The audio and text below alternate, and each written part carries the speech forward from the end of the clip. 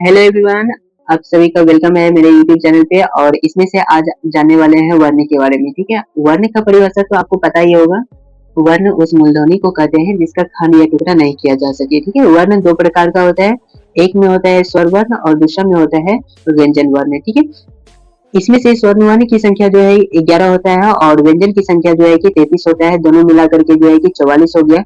लेकिन कितने हिंदी व्याकरण ऐसा है जिसमें वर्ण की कुल संख्या, ठीक है, उसमें 52 दिया जाता है। ठीक है, वर्णों की कुल संख्या कितना दिया जाता है?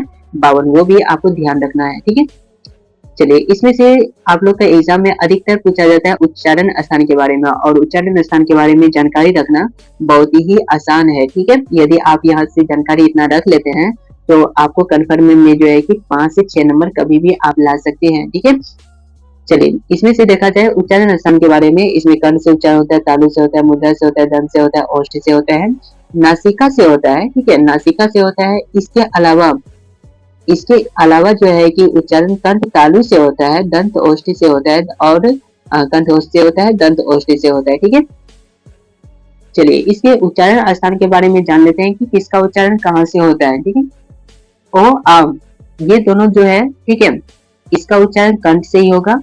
क परिवार का जितना भी सदस्य रहेगा क ख स, उसका उच्चारण भी कंठ से ही होगा। और अ विसर्ग इसका उच्चारण भी कंठ से ही होगा। हर्षई दीर्घई का उच्चारण जो है कि तालु से होता है। च परिवार का जितना भी है सभी का उच्चारण तालु से होता है। य का उच्चारण भी तालु से और तालम स का उच्चारण भी तालु से ही होता है। ठीक है, मुद्रा में देखा जाए तो मुद्रा में जो है कि र और ली का उच्चारण होता है, ट परिवार का उच्चारण होता है, र का उच्चारण होता है और मूर्धन स का उच्चारण होता है। ठीक है, ली का उच्चारण दंत से ही होता है। ठीक है, त थ का जितना भी रहता है परिवार नौ तक, उसका उच्चारण दंत से ही होता है। ठीक है, ल का उच्चारण दंत से होता है, तालम स का उच्चारण जो है कि दंत से होता है। सॉरी, धन स का उच्चारण जो है कि दंत से होता है। तालम स तो ये हो गया, इसका उच्चारण तालु से होगा। इसके अलावा ओष्ठ का देखा जाए, इसमें हर्षऊ दुर्गाऊ का उच्चारण होता है। इसके साथ ही साथ जो है कि प का जितना भी रहता है उसका उच्चारण ओष्ठ से ही होता है। ठीक है, नासिका में देखा जाए, नासिका में अनुस्वार का उच्चारण होता है। ठीक है, उसके बाद जो है कि उसके बाद बड़ी उसके बाद जो है कि बरीरा, य मूर्धन्य और न हलंत मोहलंत ये सभी का उच्चारण नासिका से ही होता है। कंठ तालु में ए का उच्चारण होता है। कंठोत्स्य में जो है कि अ का उच्चारण होता है और दंतोस्य में जो है कि सिर्फ व का उच्चारण होता है। ये सभी उच्चारण स्थान जो है कि आपको याद रखना ही है। ठीक है, एग्जाम में यदि आपको अच्छी नंबर लाना है तो याद रखना बहुत जरूरी है। ठीक है, चैनल पे नए हैं, चैनल को जरूर सब्सक्राइब कर लीजिएगा। अपने दोस्तों के पास दबा के शेयर कीजिए, वो भी क्लास कर सके और हाँ इस परिवार का सदस्य बन सके। चैनल से जुड़ के जो है कि तैयारी को अपना बेहतर बना सके। चलिए इसमें से वर्ण के जितने भी ऑब्जेक्टिव है, ठीक है, किस तरह का ऑब्जेक्टिव पूछा जाता है वो जो है कि आपको आज बताने वाले हैं। इसमें से देखिए, कह रहा है कि हिंदी में हर्षव वर्ण है। ठीक है, याद रखिएगा हर्षव वर्ण की संख्या 4 होता है। हर्षव वर्ण की संख्या कितना होता है? 4 होता है। अ का उच्चारण स्थान कहाँ से होता है? तो याद रखिएगा अ का उच्चारण कंठ से होता है। ठीक है, अ का उच्चारण कहाँ से होता है?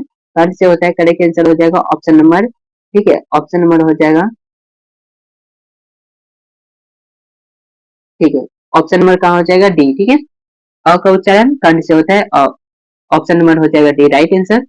उसके बाद कह रहा है र और ली, री, ठीक है, इसका उच्चारण कहाँ से होता है? तो याद रखिएगा ये दोनों का उच्चारण जो है, ठीक है, मुद्रा से सॉरी तालु से होता है। इसका उच्चारण कहाँ से होता है? तालु से होता है। ठीक है,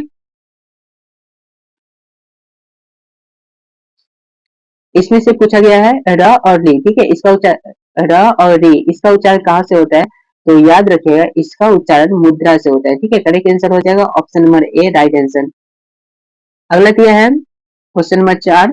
इसमें कहता है घोष वर्ण कौन सा है? ठीक है, याद रखिएगा घोष वर्ण की संख्या पूछ रहा है। याद रखिए घोष वर्ण में ह आता है। ठीक है, correct answer option number B. 5 में कहता है किसका उच्चारण कंठ से होता है? तो याद रखिएगा कंठ में जो है कि क परिवार का जितना भी है वो सबका उच्चारण कंठ से ही होता है, यानी ख हो गया राइट आंसर। इसमें ऑप्शन नंबर डी में है। उसके बाद अगला क्या है, हिंदी में अंतस्थ वर्ण की संख्या कितना है? याद रखिए हिंदी में अंतस्थ वर्ण की संख्या 4 है। और उष्ण वर्ण यदि पूछा जाए उसकी भी संख्या कितना है? 4 होता है।